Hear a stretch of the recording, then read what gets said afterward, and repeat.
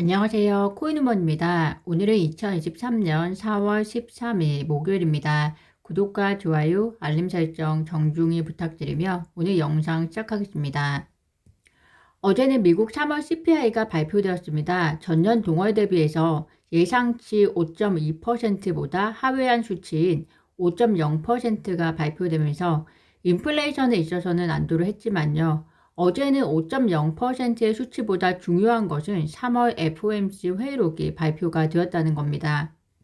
3월 FOMC 회의록에 의하면 연준이 처음으로 경기 침체 가능성에 대한 언급을 공식적으로 했습니다.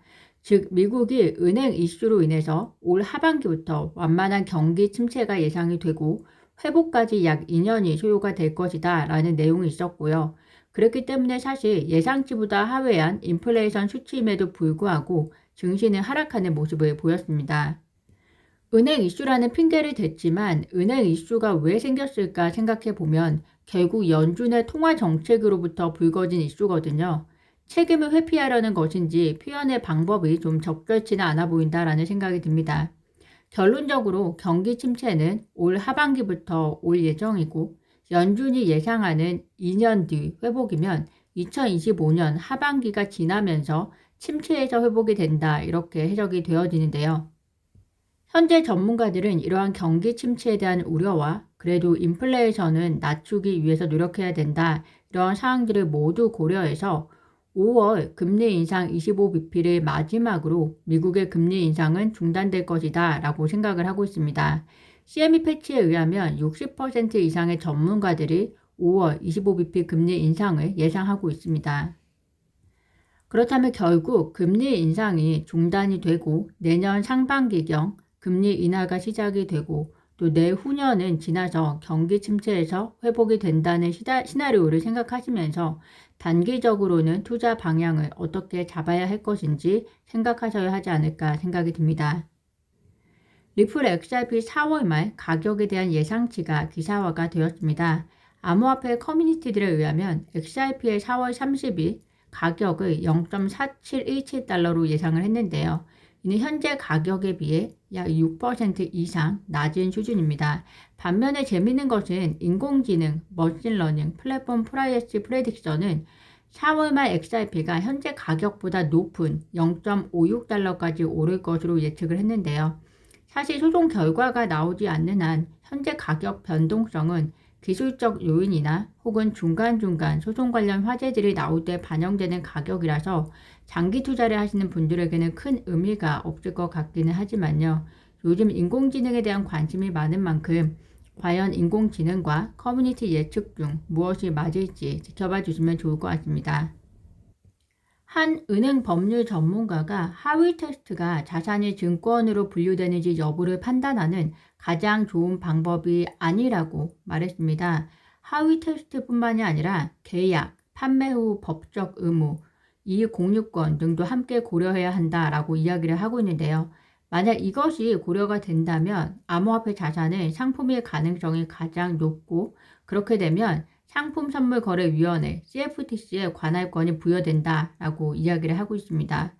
과연 토레스 판사가 이번 리플과 SEC 약식 판결에 있어서 약 80년 전에 만들어진 하위 테스트에만 의존해서 판결을 내릴지 아니면 이 은행 법률 전문가의 의견처럼 증권으로 분류되기 위한 다양한 요건을 함께 고려할지 만약 후자의 경우 토레스 판사가 판결을 준비하기 위해 근거로 제시해야 할 내용들이 더 많아지기 때문에 이것은 토레스 판사의 심리적, 시간적 부담이 훨씬 더 소요될 것이라고 생각이 됩니다. 따라서 쟁점으로 제기된 내용에 보다 집중해서 판결이 이루어지지 않을까 생각이 되고요. 그리고 은행 법률가가 이야기한 내용들은 항소법원이나 혹은 대법원에서 더 다루어질 만한 내용이지 않을까 생각이 듭니다. 워런 버핏이 CNBC와의 인터뷰에서 비트코인 투자를 도박에 비유하면서 암호화폐 전반에 대한 비관적인 시각을 다시 한번 드러냈다는 소식입니다. 그는 비트코인과 관련해서 나는 평생 어리석은 짓을 한 사람들을 봐왔다. 도박을 하는 사람들 말이다. 사람들은 당장 더 많은 돈을 벌 수 있다는 생각을 좋아한다. 라고 말했는데요. 워런 버핏이 비트코인 등 자산에 직접적인 투자를 하지 않아도 암호화폐나 블록체인을 유용하는 회사들에는 투자를 증대하고 있다는 내용에 대해서는 제가 어제 공유를 드렸습니다. 이와 비슷한 맥락에서 존 디튼 변호사도 워런 버핏의 기사에 다음과 같이 반응을 했는데요. 워렌 버핏은 전설적인 인물이고 존경받을 만한 가치가 있지만 그럼에도 불구하고 그 사람의 편견을 고려해야 한다. 그는 기술이 결코 그의 투자 대상이 아니라고 했지만 그의 최고 실적 주식은 애플이었다라고 얘기를 하고 있는데요. 기술에는 투자하지 않아도 기술 기업에는 투자해서 최고의 실적을 얻었다는 건데요. 뭔가 현재 블록체인이나 암호화폐에 보이는 행보와도 비슷해 보입니다. 결국에는 투자의 규제들의 방향성을 참고하는 것은 중요하지만 나의 공부가 선행되고 나서 참고하는 것이 더 중요함을 알 수 있는 대목인 것 같습니다. 최근에 코인원 임원 일부가 불법 상장 가담과 관련해서 이슈화가 되고 있습니다. 현재 코인원에게 실명 계좌를 제공하던 카카오뱅크 역시 앞으로 코인원에 대한 행보를 고심하는 눈치인데요. 코인원에 대한 자체 조사가 이루어질 것인지 그리고 실명 계좌 파트너십을 유지할 것인지에 대한 내용이 주를 이룰 것으로 보입니다.